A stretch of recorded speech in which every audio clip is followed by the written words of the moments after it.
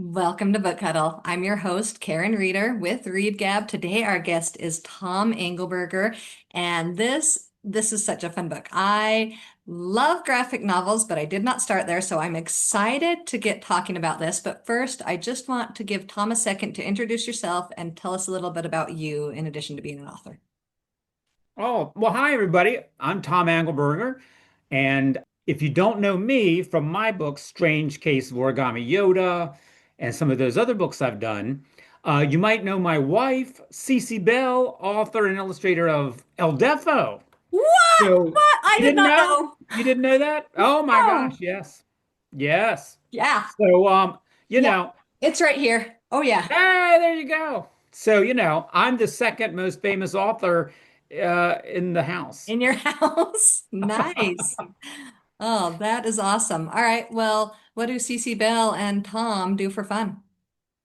Oh my gosh. Well, Cece does not do this, but I am a juggler Oh, and I've been juggling since I was a kid. And my goal for this summer was to learn how to walk on a slack line, which oh, is like a tightrope, but not tight. And, okay. you know, I Which would still seem fall more off difficult to sometimes, but me. I've just a little bit, just a little bit. And I've actually I completed my goal. I strung a rope up between two trees out in the yard, and I was able to walk from one tree to the other tree. Nice. And now I'm practicing juggling while I'm standing up there on the rope. Wow. Multitasking. That is awesome. All right. So we're going to do an author icebreaker, and I've just been waiting for an author to pick this one.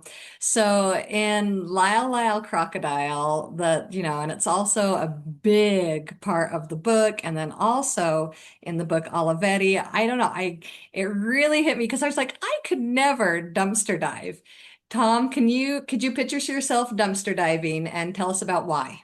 Oh, I don't have to picture it. I just tripped through down memory lane. Nice. Yes, of course. That's why I picked it because, if there's something good at a dumpster and you leave it in there, then it sits in a landfill forever. And might Get never it out be of there and put found. it to use. So when Cece and I first got married, we moved Uh-huh. to Kent State for her to go to graduate school, and we didn't have very much money, and we had a didn't have furniture hardly or anything, but we had a window that looked out at the dumpsters behind the apartment house. And Nice. so when people brought stuff out there, we would see it, and lots of times they wouldn't even bother to put it in the dumpster. They would just leave it Set it in next front to of it. the dumpster. We would zip down there, grab it, and not only did we get some good furniture that way, I also got a pachinko machine. What is a pachinko machine? Oh my gosh, a pachinko machine is it's it's bonkers. It's balls flying all over the place. It's a it's a Japanese amusement.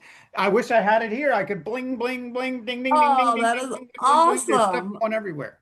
And So anyway, and if it gotten some weren't for great dumpster stuff. diving, you would Yep, not have got that. exactly. Gotten some great stuff from dumpsters, and I have been known even more recently to pull things from other people's trash.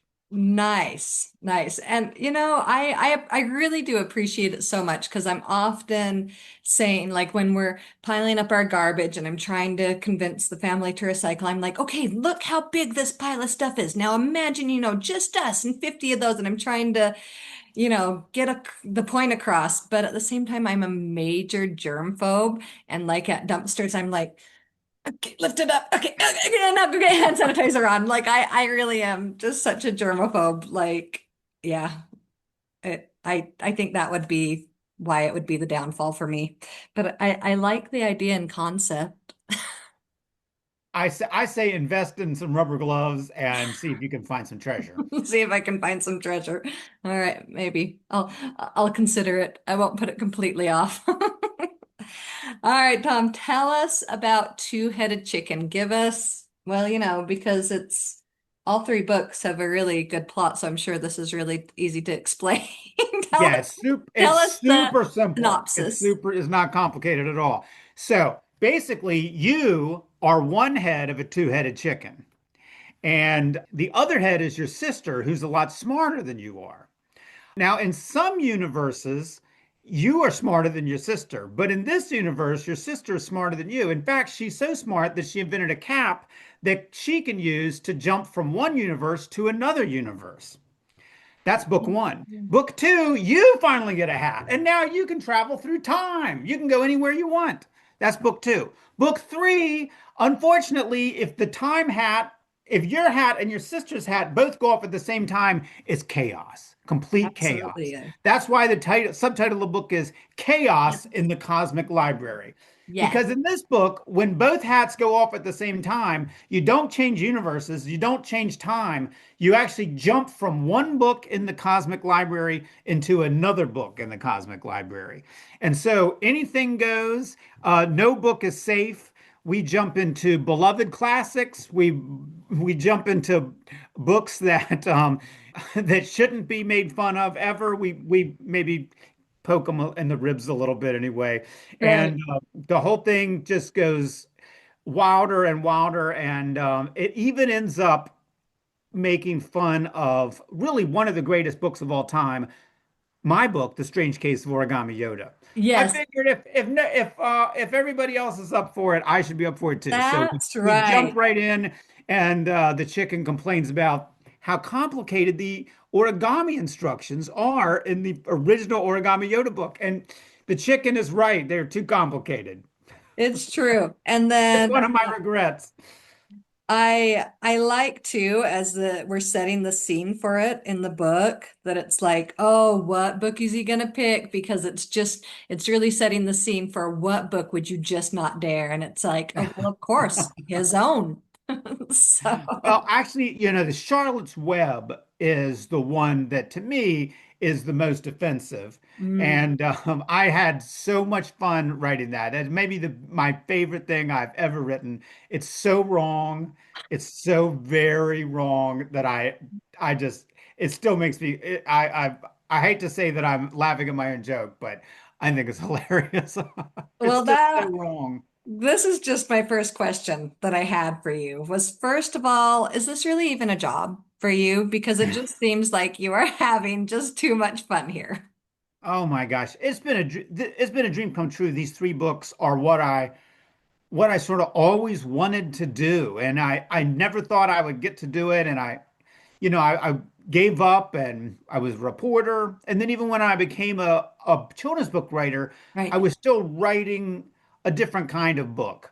But these three books, this is like the raw, unfiltered mush that's This inside is my your head. brain. This is it just pouring out. Yeah. So is it a job? Not really. It's been so much fun. It was just a ball. I just had a great time with it. That is so awesome. And I can't wait. So I have a 9-year-old turning 10. Does that sound right? Yes. Yes, he's turning 10 next month.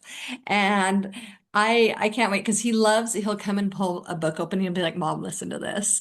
And I can't wait to laugh with him as he reads these to me. And I'm getting him the whole thing because I have the advanced reader copy just in black and white of the third one. So Oh, black and white. yeah, because it's before they added the color to it just to get Right. these advanced reader copies out. And so I pulled up all of them on Libby so that I could read the first two. And I was just like seeing my 9-year-old just loving this, just Oh, I completely. hope So so. I can't wait to get him the whole set. I truly and honestly, this one, I am just 100% sure this kid is going to love. Oh, good. Good. So I think And it'll you be my next surprise one. So it's my oh, birthday that's awesome. this month, and I get my kids books for my birthday because we do a readathon and we Oh, brilliant. read and eat and read and eat. And so birthday month and Mother's Day month, because I just love books so much, they know that they get a brand new one. The other readathon times they have to read one off the shelf or from the library, but they look forward to birthday month and I'm like, ooh, this is perfect. Oh, that's fantastic. This is going to be great. And he's just going to be cracking up. And then the 16-year-old's going to take it and read it because my 16-year-old last night, he was supposed to be finishing a book for his high school English honors. And instead he's sitting here trying to get through the map because I had left my book sitting there. And I'm like, okay, I'm really glad you're enjoying this, but I'm just going to pull this book out of your hands because I'm finishing it for my interview tomorrow. And you have this to be reading and you can read this later. And so all That's my awesome. kids, I know they're just gonna think it's hilarious. I also have a 12-year-old, and then I think the 5-year-old might be able to appreciate it in some ways because what 5-year-old isn't gonna love and think a two-headed chicken's ridiculous. I think there's something for all ages to these series. Well, I hope so. I hope so. Something to be offended by for all ages. Even a 5-year-old could be like, no one should make fun of Goodnight Moon. Right? Right. I love Goodnight That's Moon. probably how I would have been as I was a kid. I was very serious about Goodnight Moon when I was a kid. Oh. And if somebody had been making or even joking about it, I probably would have been furious. Well, have you read Goodnight Goon? Actually, I am aware of Goodnight Goon by my friend Michael Rex, I believe. Yeah. Is that right? Yeah. I can't think of author's name right now. I could go grab the book off my shelf, but yes, I love that. I love playing with titles and using other books. So Cosmic Library was my favorite. Oh, good. But it's fun. It's fun. I think, you got to be willing to laugh at things, even your favorite things. You got to be willing to laugh at them because, Right. I hope so. I hope so. right? All right, so, but why? What got this from head to paper? How did two-headed chicken pop into your head? Can you tell Oh, us actually, backstory about it? there actually is a story. It's a very boring story. So I do a lot of drawing just for myself, Hmm. and I was working on simple ways to draw a chicken, Okay. and so I'm working on just how do you get the head of a chicken real simple, and next thing I knew, I had two on the same page. And from there, it was just like, oh, this could be just one chicken with two heads. And, next thing you know, they're talking to each other and they just they don't stop talking. They're Why chatterboxes. wouldn't they talk to each other? They're there Yeah. together. Just super, super easy to write these characters. So they just sort of were born, on a sketchbook page and jumped off the page and created their own story before I knew it. That's awesome. Well, and I really do love it. Like my son, there was Raj Sidhu's book, Thrash Force, they go into the multiverse that I interviewed him. And it was just like, yes, my son was seriously just asking about this. And of course at bedtime, because that's when it's like, Mom, is there more than one universe? And so like I know he's just gonna be like, yes, because we're like, okay. So because we try to answer our kids' questions, we sit down, me and my husband, and try to explain the multiverse to them at 10 p.m.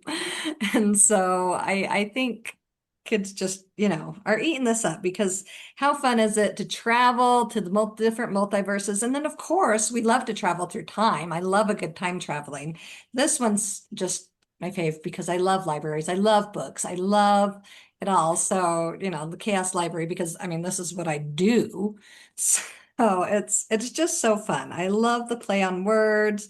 I love the little quizzes. What possessed Oh, you the with life? You're quizzes. like, I know what kids want right now. They want a quiz. Yeah, they want Jimmy's Fun Quiz. They are. They're Yeah, ridiculous. and for people that have read the first two books, some people have asked, well, who is Jimmy? I was gonna ask. I think we can tease them without a spoiler. I think we can tease them that the identity of Jimmy is finally revealed in this third book. Nice. I don't know if you've gotten to the end of it I yet, but have. I okay, have. Jimmy's identity is revealed at the very end of the book. Well, now I'm like, what did I miss? It may be in the fine print. Oh, is that okay? Because I did skim like the Aha, here we go. Now because it's I all was coming out. yeah, it's true. I wasn't taking the quizzes because I had to get through three books. I didn't want to just read the one. I had to get through it quickly and I understand. Well, go back and take that quiz, and we'll see if you get a passing grade or not. I can You may have skimmed too much. I probably did because yeah, I couldn't skim moments like Pooh Corner and stuff like that. That's ridiculous. So, why do you feel that graphic novels are important for kids? Or, we're reaching peak shopping season right now. And when this happens so often, and my husband's just like, no, dear, they do not want you doing this.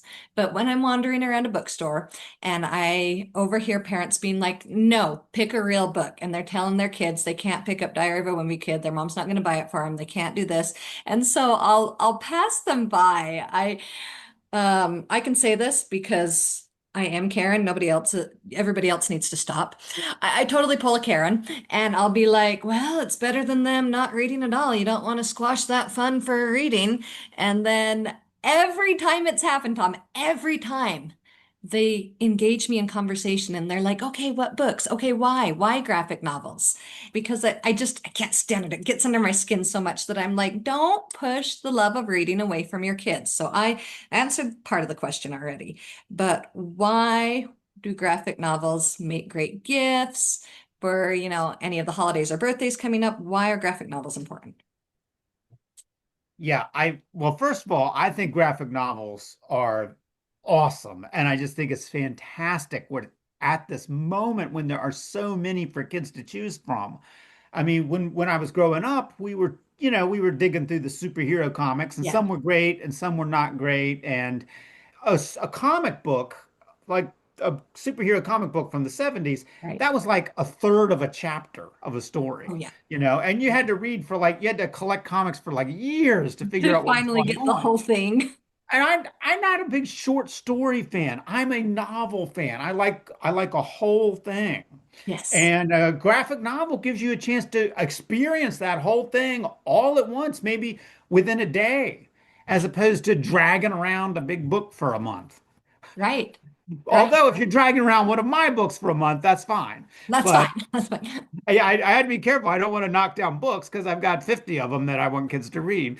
But I do think that some people process books differently. Yes, And me personally, my brain does not process written description.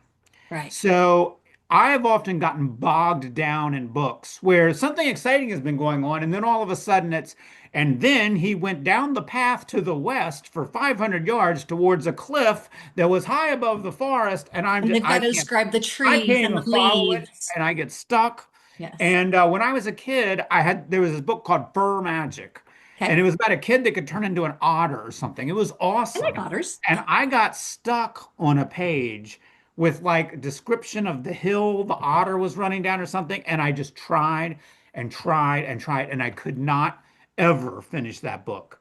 And it's a You, shame you because could if have it had just been, skipped the description part. I don't really believe in the skipping. Although Okay. I would skip today maybe, but back Yeah. then I didn't believe in skipping. Because you're But like, the I must, frustrating I thing is, must. There's a sense of accomplishment that must happen. Check it right. list. But today, if Fur Magic was a graphic novel, it would just be an awesome picture of an otter running down a hill. Great, let's keep going. Let's keep this story Turn going. the Let's find out what happens page. next. So I really, that book really dragged me down and blocked me from reading other books that I might have enjoyed. Oh And man. so I just, why make everybody do it the same way? If a Right. kid is responding to a graphic novel or Yes. to graphic novels in general, make Yes. sure they have access to great graphic novels and turn Absolutely. them loose. Right. And there are so many out there now. Like, Oh yeah, 10 years ago, it was, just a little bit here and there. But now it's just like there are tons. There's the incredible. classics have been remade, and there's all kinds of unique stories. And there's, I will pull off shelves when I'm sitting there and I'm like, okay, I do feel like this one's more substance. So if you want a graphic novel that's not straight potty humor, then this one maybe has a little more substance to it. But I'm like, just don't be afraid of letting your kid enjoy it. They're still reading words. Yeah. And that is so true. You are still reading words. Right. And I mean, it's still reading, and you're also reading the pictures. Yes. And Oh, it yes. works. It works. It turns your brain on. That's what we're here to do is turn people's brains on. And Absolutely. so boy, Not everybody knows that I'm from Virginia, but my Virginia accent just slipped through there for a Turn second. your brain on. Turn Yes. your brain on. All right. Well, that's what we want you to do is turn your brain on. Come on, people. Yes. Well, and the reader, it's a very interactive book because we're constantly, the two-headed chicken is talking to the reader, but it Oh, right. doesn't, Yes. In my book, the read that's the funny thing. In my book, you are the one head of the two-headed chicken, and the reader is this sort of disembodied entity whose yes, speech balloons float on from off the page. So you are not the reader of the book. You yes, are the character in the you book. are But in the it. reader is very pushy and has a lot to say. Very, oh, he is. It's kind of Fine. Yeah. And of course, I can't ever find the part when I'm looking for it, but it makes me think of when the a reader's like, "Do you know what? I'm done. I'm going to go watch videos about this and then I'm going to fill out surveys that, and I just, everything that is said right then and there, I'm like, and that is what my 9-year-old would be doing. And then that, yes, he would, because he's always asking me, Mom, can I fill this out? It says I can win this on this YouTube video. And I'm like, no, Oh no, and no. I'm glad you asked me first. Ah. Oh my gosh. That's the one, I don't put lessons in my books, but that is the lesson I snuck in there, which is like, don't fill out questionnaires on the internet. Oh my gosh, right? Okay, I'm just gonna call you out, Mr. I don't put lessons in my book. What about fish with a mustache here? Oh yes, Fish with a Mustache is the if you've ever read a book and you're like, boy, this is really annoying the way they're trying to push a lesson on Like, me, or shove they're this in my yeah, or face. they're being really touchy-feely. Well, that's represented by the fish with the mustache. So And you can just and make light he's of it and there. it's And funny. anytime you start having fun, the fish, but well, now wait a minute. You've Let's got all some calm big down and feelings. see how we're feeling about that. Right. Right. I love Fish with a Mustache. He Oh. cracks me up. Well, and there's just so much you can still pull out of it, right? Yeah, there's, I really can't believe how much you throw into this book because we've got Fish with a Mustache that's like, hey, are you feeling scared right now? And then your little questionnaires, and you're just like, and I'm gonna write that all together, and it's a book now. Yeah, it really doesn't. If it wasn't bound together, it would just all fall apart and fly in every direction. It's true. It is true. So tell me about, because, Origami Yodo just was like phew, New York Times bestseller, and it was so well loved, is so well loved. And tell me your agent's or your publisher's response when you're like, okay, I got my next one for you. Two-headed chicken. Oh, well, actually, I don't want to say which publisher, but if I remember correctly, the first publisher that saw Two-Headed Chicken was like, no, no, I don't think so. So I actually ended up my original Origami Yoda editor, Uh-huh. Susan Van Meter. She actually was the one who took Two-Headed Chicken in the end. So she's a book lover too, and so that the Charlotte's Web, I sort of wrote that just to sort of to try to tickle her funny bone because she loves the classics, and I just Yes. wanted to tease her just a little bit.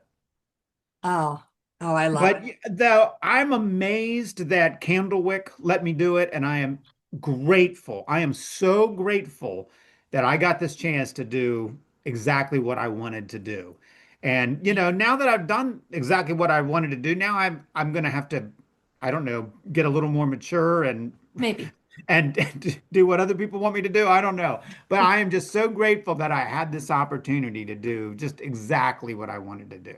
Well, and shouldn't we always find some way in our lives to do what we love, right? And just, we should always have fun. I mean, there's going to be always a level. There's just certain things with kids that they are required. You've just got to get through school. You've just got to do the math. You've just got to do this. You have to, have to, have to, have to. But I always want them to have fun. It was the last day of soccer yesterday. So I coach soccer. Oh. I guess what? I'm going to tell you a secret. I don't know how to play soccer. Like I'm like the other coach is like, okay, it was just 5-year-olds, so it was fine. It was fine. The other coach is like, all right, corner kick, and I'm like, okay, do you mean the goalie or who's gonna do this corner kick? Because there's no referees at 5-year-olds. I'm like, sure, because all I know is I'm like, yep, throw it over your head. It went out on blue, so it's Gold's turn. Go for the goal, kick it, little kicks, and don't touch the ball with your hands, guys. I felt like I was good for kindergarten because they were just so desperate. They were like, we still need 4 more teams. Okay, big sidetrack. But anyway, so I was huddling up with my 5-year-olds afterwards, and I was like, guys, we had so much fun. I've got the energy. And I'm like, because that's what I'm always saying. Did you have fun? Did you have fun? Because sometimes they just feel so overwhelmed. Kids do. They're just like, and reading is hard. My 5-year-old is trying to learn how to read and she just falls apart. She's just like, this is so hard. And she will just cry. And I'm like, "No, let's not worry. Reading is hard, but let's have fun. Let's go." And so I'll go pick up a fun book and I'll be like, let's go read this fun book right now instead. And just don't worry about it. I'll read it to you because isn't that what is so important? We should all like you're saying, yeah, go do another more serious book. But I hope that you do always have everybody in life, that we can all have some fun and find I, enjoyment in what we do. you're so right, and that's why I just feel so lucky to get to do what I've gotten to do, and I think you're having fun doing what you do. So, Absolutely. so More the two people of need us it. have got it all figured out. The rest of the That's world right. needs to catch up. That's right. Go have some fun, everybody. How many books did you say that you've published? Because I did recently find I've got one that I plugged in for an audio. How many do you have? I'm right around 50 books Right now. around 50 books. That is Yeah. awesome. And so where do you get like, because you've written, they're not all graphic novels. Where do you get your ideas when you sit down and you're like, it's time for a new book? How does this go for you? Well, it's a good question. I think every book has come from a different place. Like the other series that I'm in the middle of right now is called Dino Poet.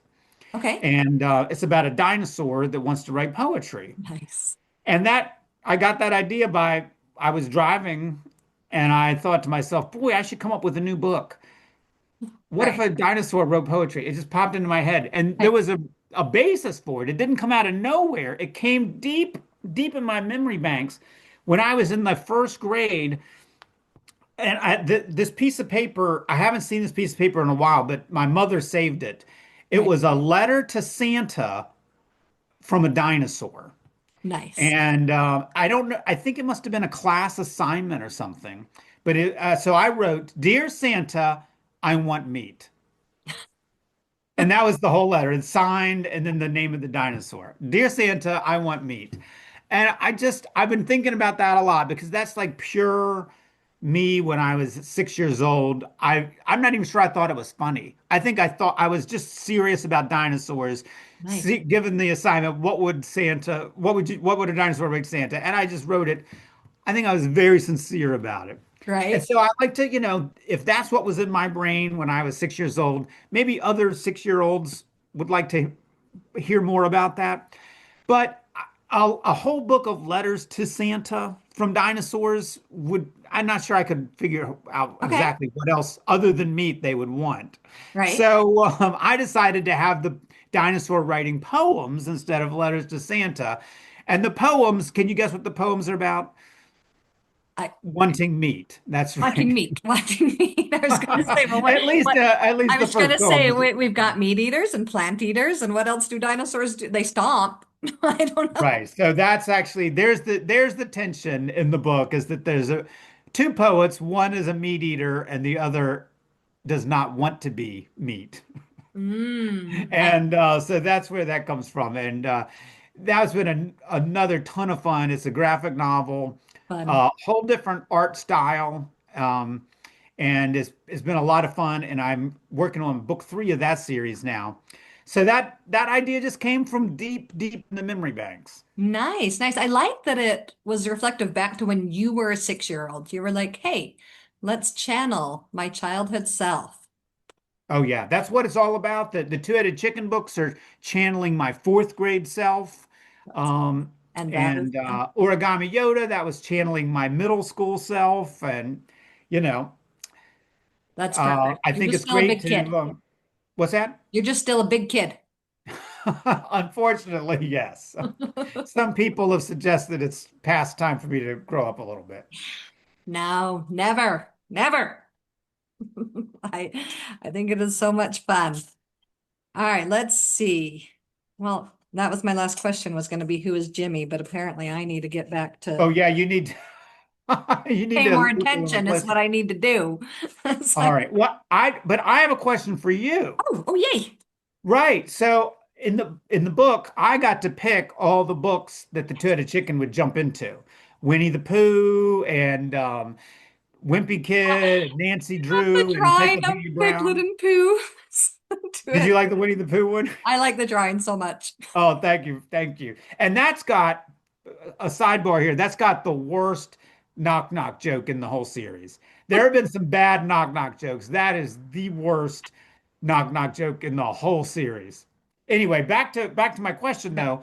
What book would you pick for the two-headed chicken to jump into? And then I'll see if I can figure out what will happen when the two-headed chicken pops into it. And then after we're done talking, I'll see if I can draw it up and maybe we can post awesome. it online or something.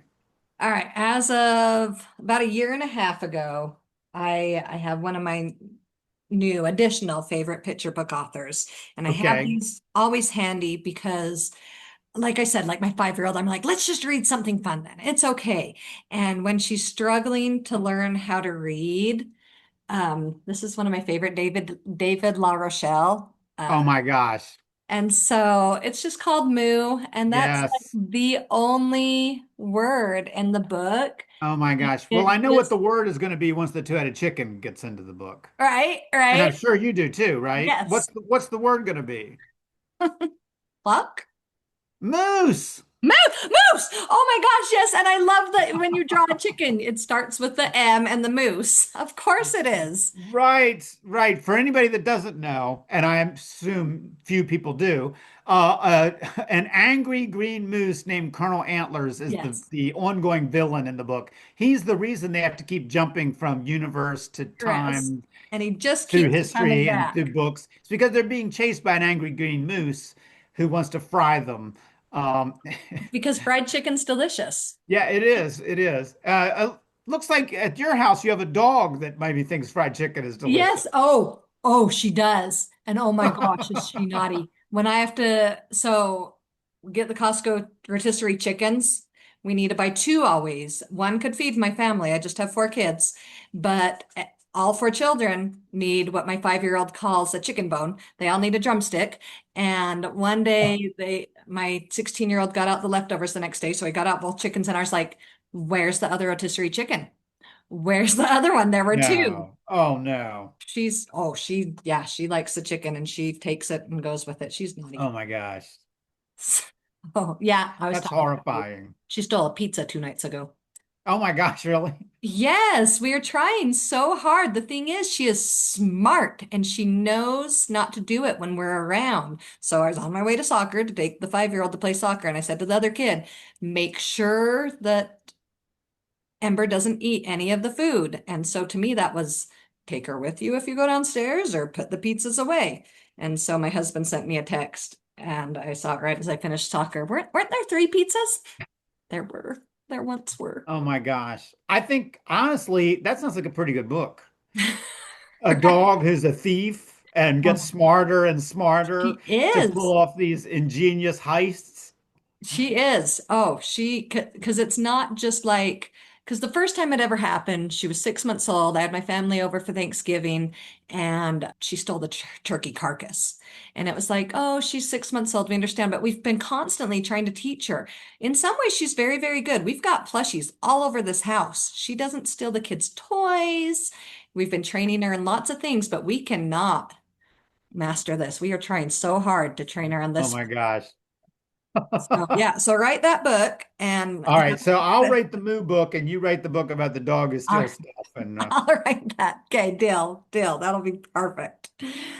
All right, so what else is next? Is the dinosaur poetry isn't finished. What else do you have coming, Tom? Is it Dinosaur Poetry's finished. I have a new graphic novel series coming out okay? that I'm not drawing. People that have gotten tired of looking at my drawings after three books of the chicken will be happy to know a Oh, fantastic, awesome illustrator is going to draw the pictures. I'm not at liberty to disclose the okay. name.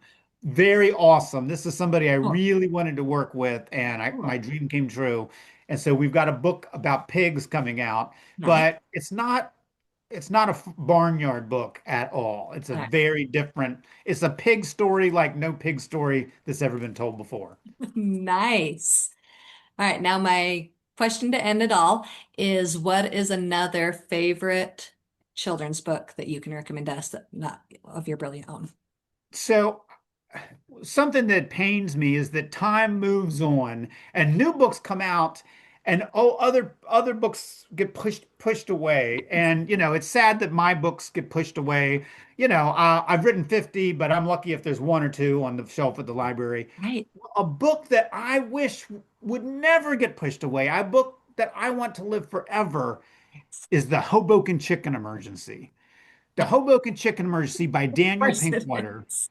Dan, I read this book when I was a kid. It is such a great, wonderful, amazing, just perfect book. And my wish is that it would just stay in every library forever so every kid would have a chance to read it.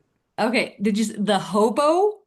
Hoboken, as in Hoboken, New Hoboken. Jersey. Oh, it's a Chi- place. Okay. Yeah, chicken, like my chicken, but with Yes, of just one course. head. It would be a chicken. However, it's a giant chicken, and that's why there's an I was emergency. gonna The say, now it Hoboken makes Chicken sense why there's Emergency. an emergency. Yes, Okay. yes. Well, I have not heard of it, but I will go look it up. Oh, let me tell you, you said you one of your one of your kids was 9 or 10. Yeah, yeah.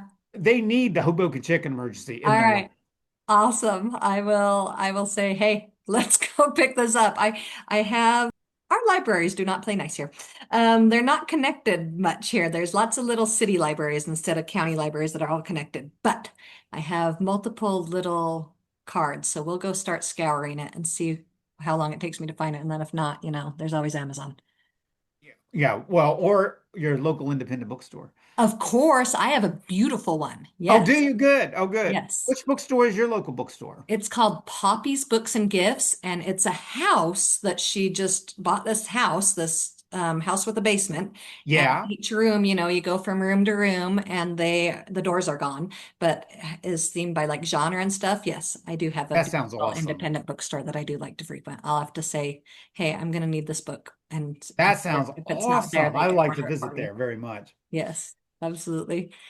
Well, thank you so much, Tom. I appreciate all your time today. This has been a ball. This has been fantastic. Thank you so much for having me on. Absolutely.